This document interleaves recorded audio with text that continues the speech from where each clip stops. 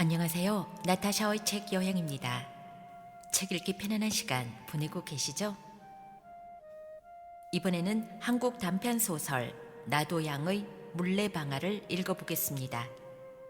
이 작품은 1920년대 일제치하 사회 계급 간의 갈등과 대립을 표현하면서 실제로는 인간의 본성에 초점을 맞추고 모든 비극의 원인이 인간 관계의 균열에서 나옴을 제시하고 있습니다.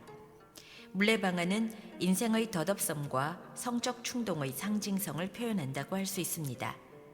본능적인 유욕과 물질적 탐욕이 빚어내는 도덕적 인간성의 타락, 상전의 탐욕에 대항하는 종의 비극적 삶, 왜곡되게 도입된 상업자본에 의해 인간의 정신적 순결성이 훼손되어 가는 것을 비판적으로 보여준 작품입니다. 당시 우리나라 농촌의 구조적 가난과 전통적인 성윤리 의식의 변질로 인해 빚어지는 갈등이 죽음으로 종결되는 과정을 잘 보여주고 있습니다. 나타샤의 책 여행, 나도양의 물레방아로 떠나봅니다.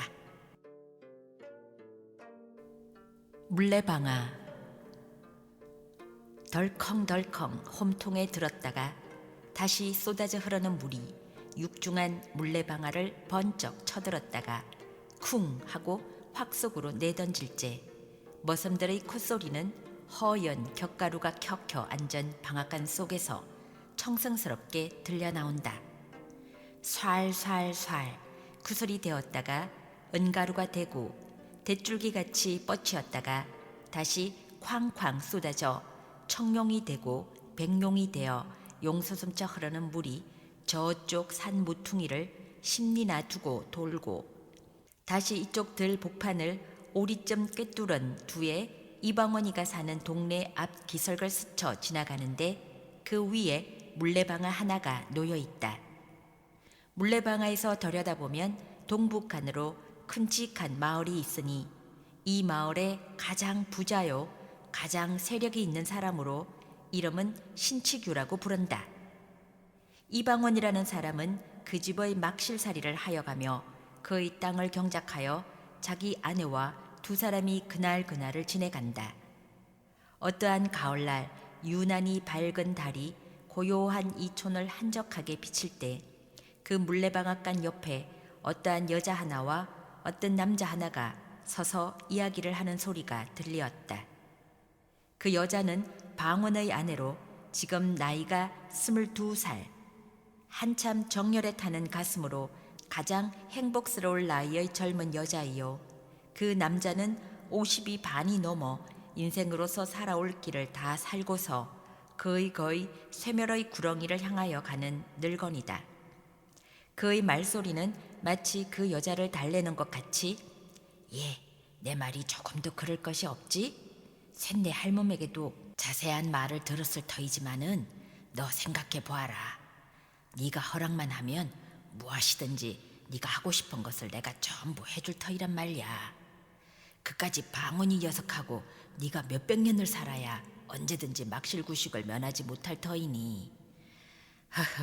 사람이란 젊어서 호강해보지 못하면 평생 한번 하여 보지 못하고 죽을 것이 아니냐. 내가 말하는 것이 조금도 잘못한 것이 없느니라. 대강 너의 말을 쇳내 할멈에게 듣기는 들었으나 그래도 너에게 한번 바로 대고 듣는 것만 못해서 이리로 만나자고 한 것이다. 네 마음은 어떠냐? 내 앞이라고 조금도 어떻게 알지 말고 이야기해봐. 응? 이 늙은이는 두말할 것도 없이 신치규다. 그는 탐욕스러운 눈으로 방원의 계집을 들여다보며 한 손으로 등을 두드린다. 새침한 얼굴이 파르죽죽하고 기다란 눈썹과 건푸른 두 눈 가장자리에 예쁜 입, 뾰로통한 뺨이며 콧날이 오똑한 데다가 후리후리한 키에 떡 벌어진 엉덩이가 아무리 보더라도 무섭게 이지적인 동시에 또는 창부형으로 생긴 것이다. 계집은 아무 말 없이 서서 짐짓 부끄러운 태를 지으며 매혹적인 웃음을 쌩긋 웃고는 고개를 돌렸다. 그 웃음이 얼마나 짐승 같은 신치규의 만족을 사게 되었으며 또한 마음을 충족시켰는지 희끗희끗한 수염이 거의 계집의 뺨에 닿도록 더 가까이 와서 응? 왜 대답이 없니? 부끄러워서 그러니? 그렇게 부끄러워할 일은 아닌데 하고 계집의 손을 잡으며 손도 이렇게 예쁜 줄은 이제까지 몰랐구나. 참 bun결 같다. 이렇게 얌전히 생긴 애가 방언 같은 천한 놈의 계집이 되어 일평생을 그대로 썩는다는 것은 너무 가엾고 아깝지 않느냐? 예. 계집은 몸을 돌리려고 하지도 않고 영감이 하는 대로 내버려 두며 눈으로 땅만 내려다보고 섰다가 가까스로 입을 떼는 듯 하더니 제 말야 모두 셋네 할멈이 여쭈었지요. 저에게는 너무 분수에 과한 말씀이니까요. 온 천만의 소리를 다 하는구나. 그게 무슨 소리냐? 너도 아다시피 내가 너를 장난삼아 그러는 것도 아니겠고 후사가 없어 그러는 것이니까 네가 내 아들이나 하나 낳아주렴. 그러면 내 것이 모두 네 것이 되지 않겠니? 자, 그러지 말고 오늘 허락을 하렴. 그러면 내일이라도 방언이란 놈을 내쫓고 너를 불러들일 터이니. 어떻게 내쫓을 수가 있어요? 허허, 그것이 그리 어려운 것이 무엇 있니? 내가 나가라는데 제가 나가지 않고 배길 줄 아니? 그렇지만 너무 과하지 않을까요? 무엇? 저런 생각을 하니까 네가 이 모양으로 이때까지 있었지. 어떻단 말이냐? 그런 것은 조금도 염려하지 말고 자, 또 네 서방에게 들킬라. 어서 들어가자. 먼저 들어가세요. 왜? 남이 보면 수상히 알게요. 뭘 나하고 가는데 수상히 알게 뭐야. 어서 가자. 계집은 천천히 두어 걸음을 따라가다가 영감 하고 멈춤하고 서 있다. 왜 그러니? 계집은 다시 말이 없이 서 있다가 아니에요 하고 먼저 들어가세요 하며 돌아선다. 영감이 간이 달아서 계집의 손을 잡으며 가자, 집으로 들어가자. 그의 가슴은 두근거리는지 숨소리가 잦아진다. 계집은 손을 빼려고 하며 점잖으신 어른이 이게 무슨 짓이에요 하면서도 그의 몸짓에는 모든 것을 허락한다는 뜻이 보였다. 영감은 계집의 몸을 끌어안더니 방앗간 뒤로 돌아섰다.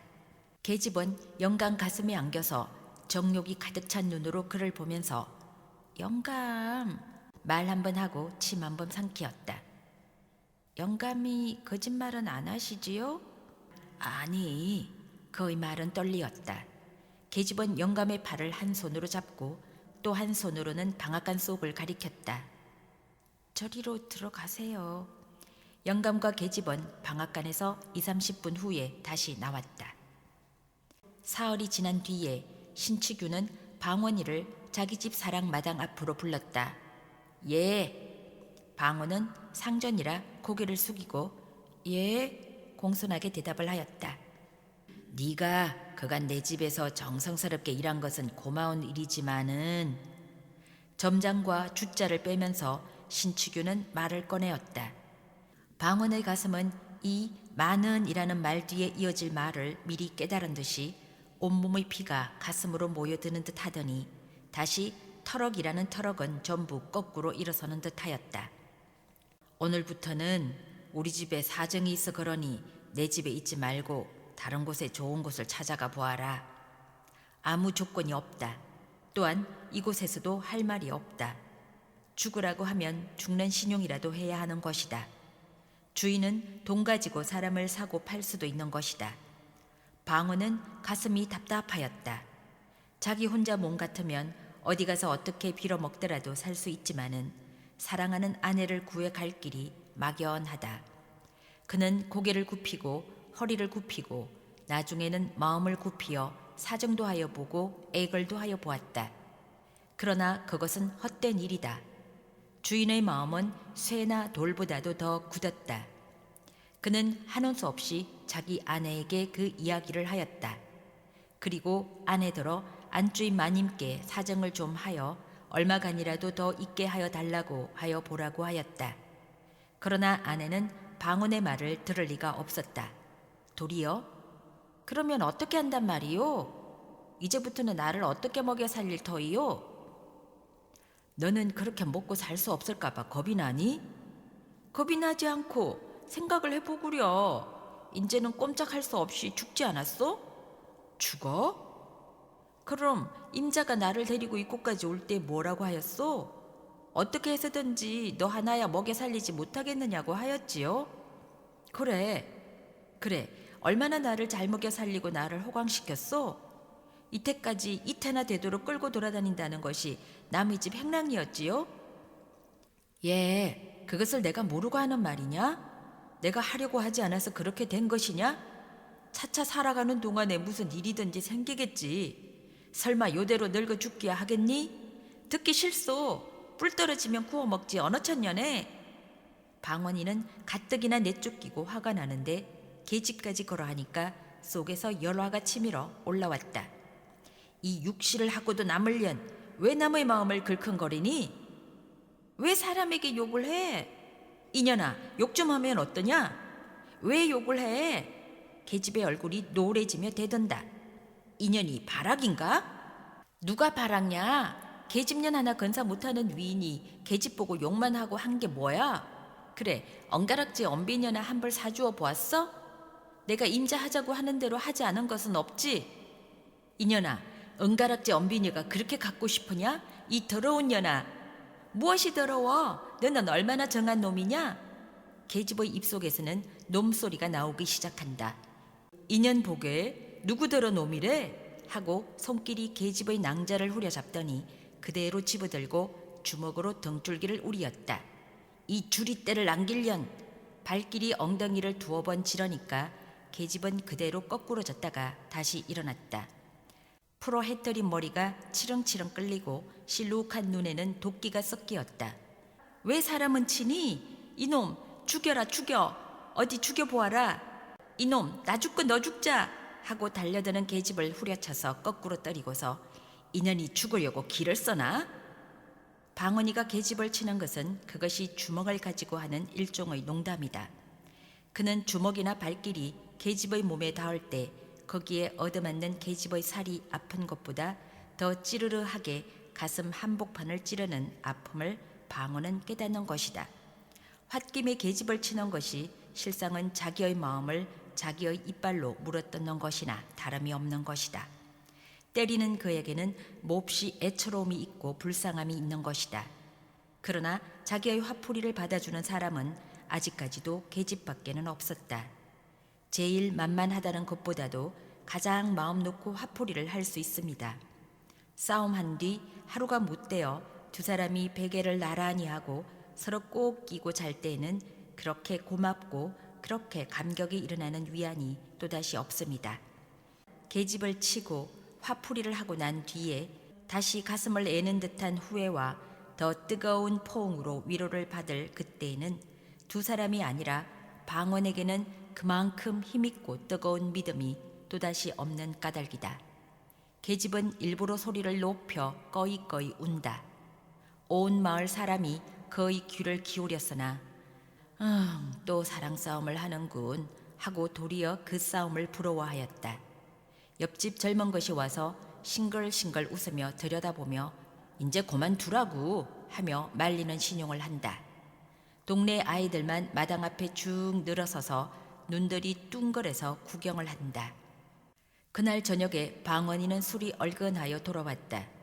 아까 계집을 차던 마음은 어느덧 풀어지고 술로 흥분된 마음에 그는 계집의 품이 몹시 그리워져서 자기 아내에게 사과를 할 마음까지 생겼다.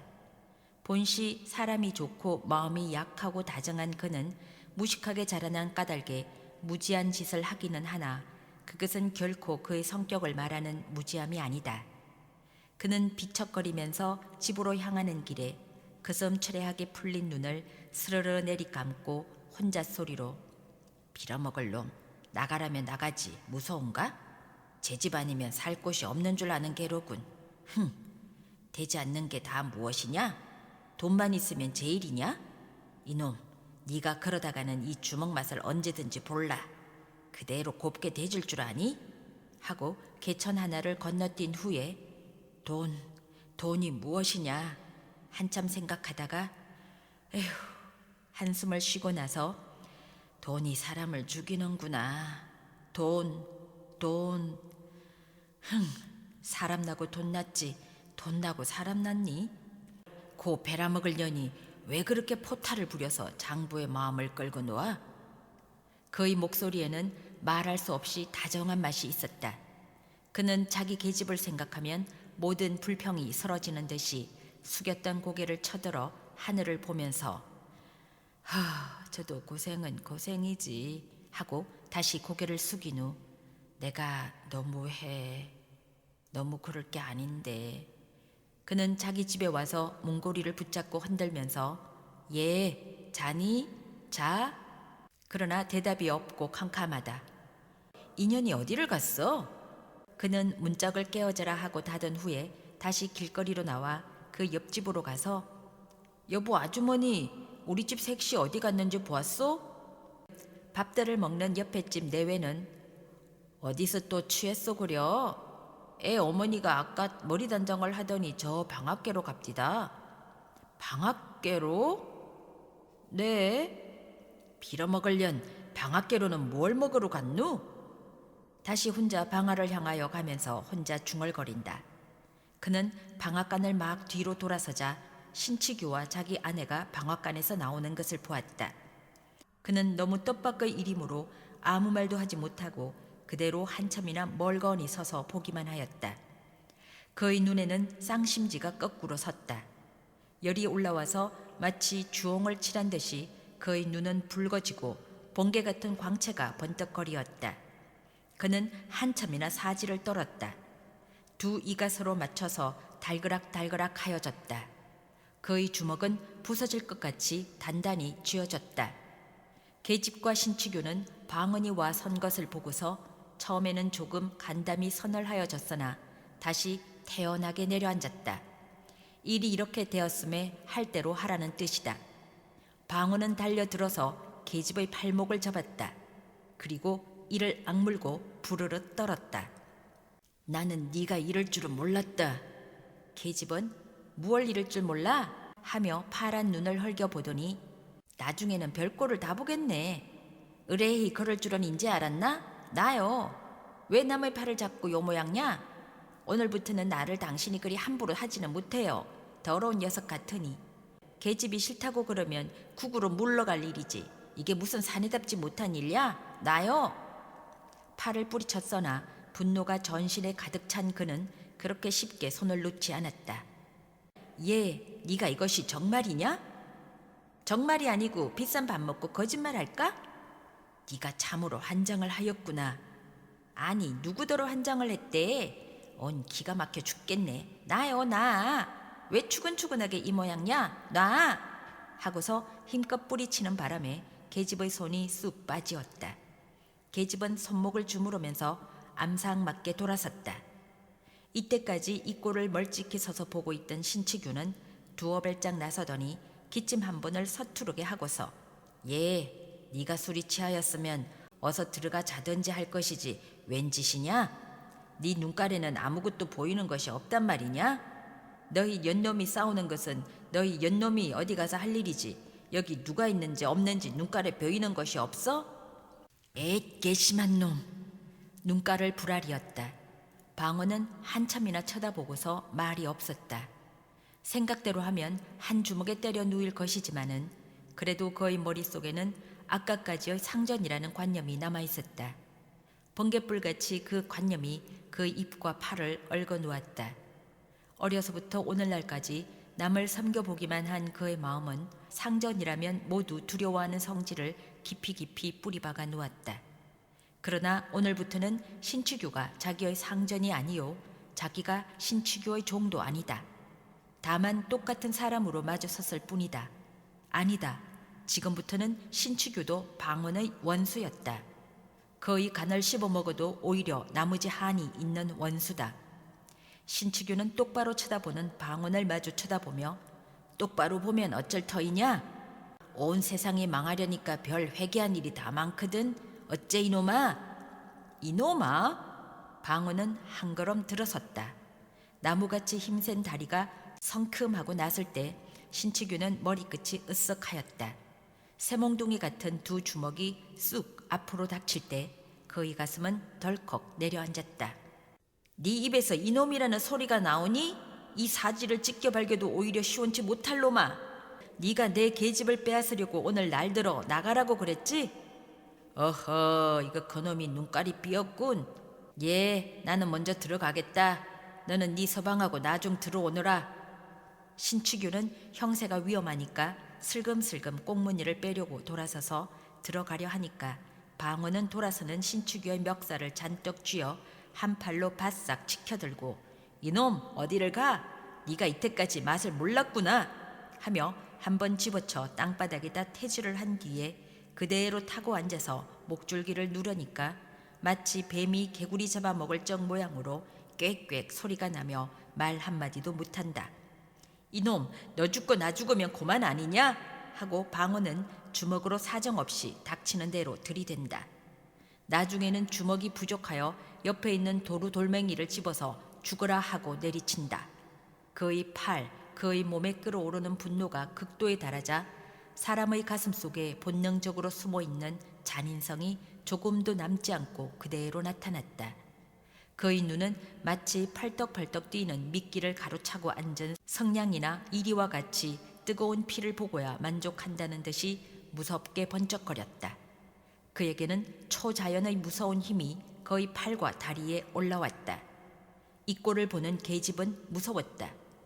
끔찍끔찍한 일이 목전에 생길 것이다. 그의 맥이 풀린 다리는 마음대로 놓여지지 아니하였다. 아, 사람 살류, 사람 살류. 적적한 밤중에 쓸쓸한 마을에는 처참한 여자 목소리가 으스스하게 울리었다. 이 소리를 들은 방어는 더욱 힘을 주어서 눈을 딱 감고 죽어라 내리 짓지었다. 뼈가 돌에 맞는 소리가 살이 으크러지는 소리와 함께 퍽퍽 하였다. 피 묻은 돌이 여기저기 흩어지고 갈갈이 찢긴 옷에는 살점이 묻었다. 동네편 쪽에서는 수군수군 하더니 구둣소리가 나며 칼소리가 덜거덕거리었다. 방언의 머리에는 번갯불같이 무엇이 보이었다. 그는 손에 주먹을 쥔 채 잠깐 정신을 차려 그쪽으로 귀를 기울였다. 순검. 그는 신축유의 배를 타고 앉아서 순검의 구둣소리를 듣자 비로소 자기가 무슨 짓을 하였는지 깨달았다. 그는 미친 사람처럼 일어났다. 그리고는 옆에 서서 벌벌 떠는 계집에게로 갔다. 예, 가자. 도망가자. 너하고 나하고 같이 가자. 자, 어서, 어서. 계집은 자기에게 또 무슨 일이 있을까 하여 겁을 내어 도망을 하려 한다.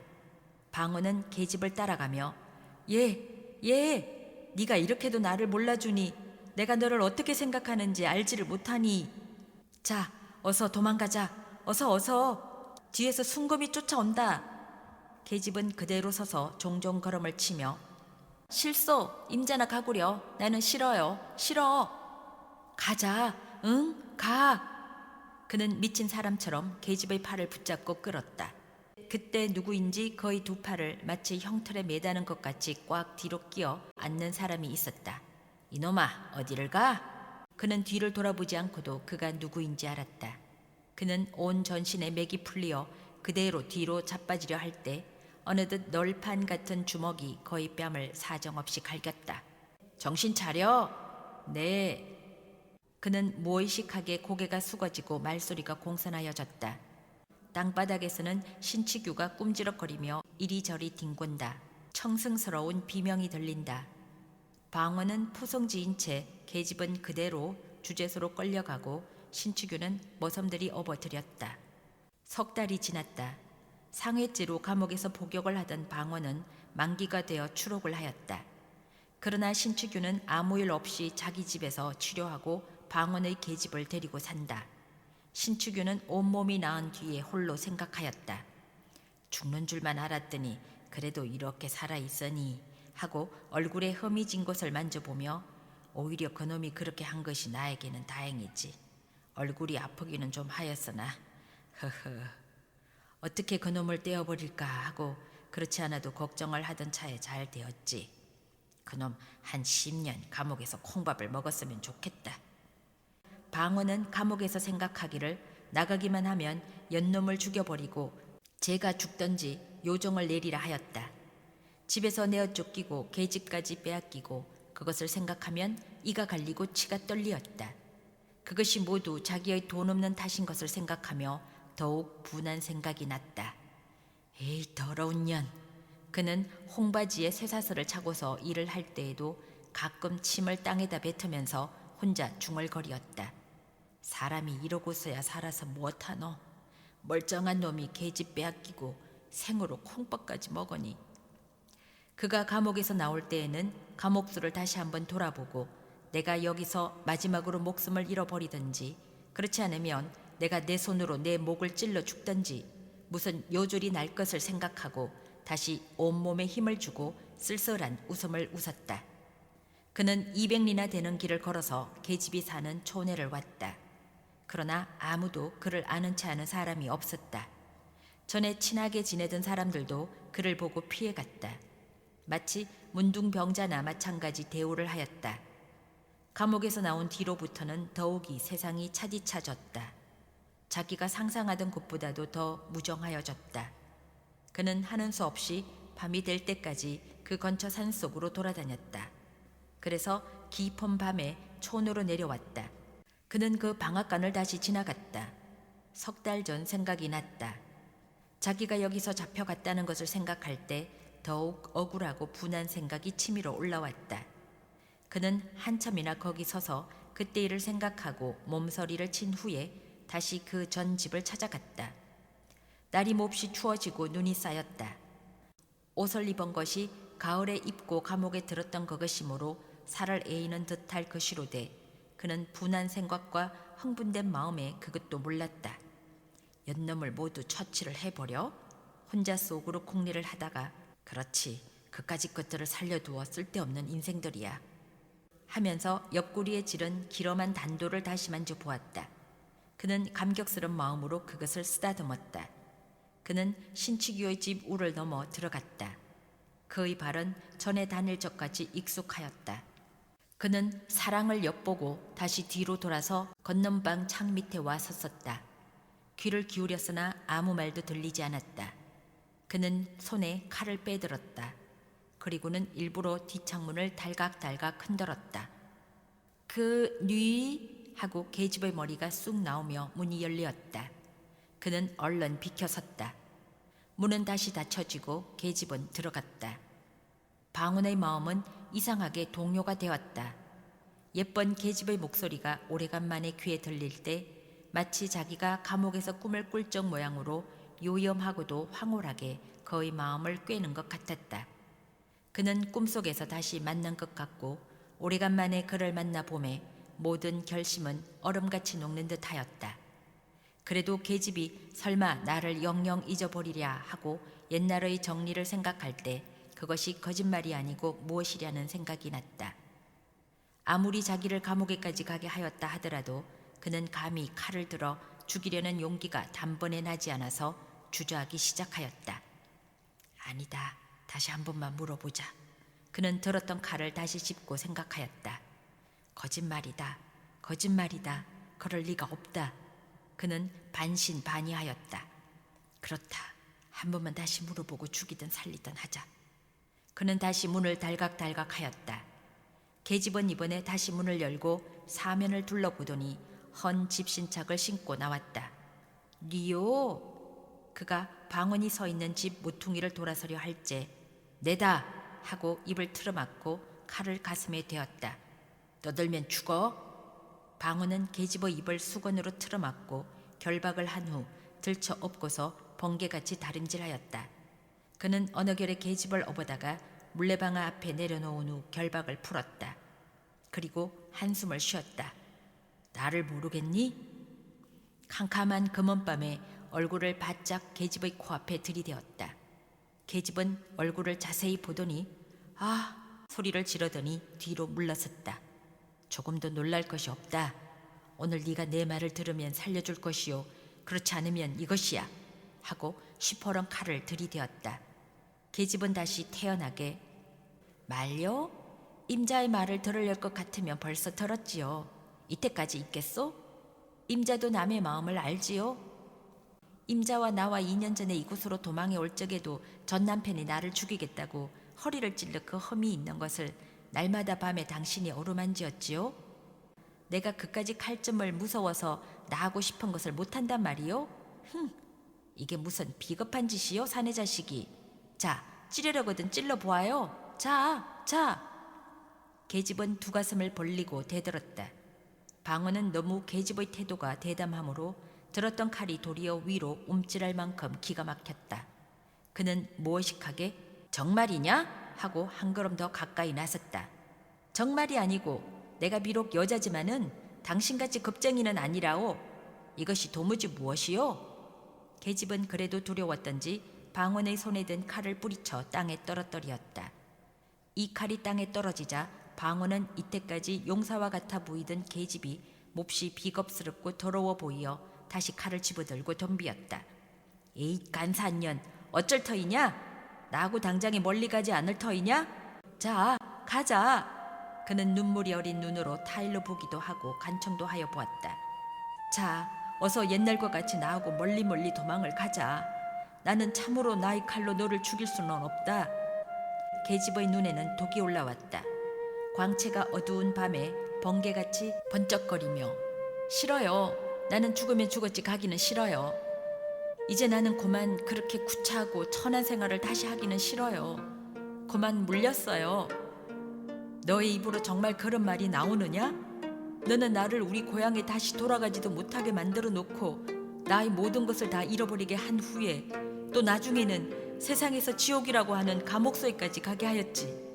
그러고도 나의 맨 마지막 원을 들어주지 않을 터이냐?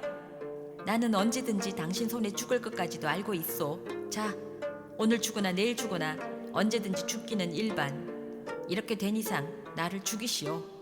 정말이냐? 정말이야? 정말요. 계집은 결심한 뜻을 나타내었다.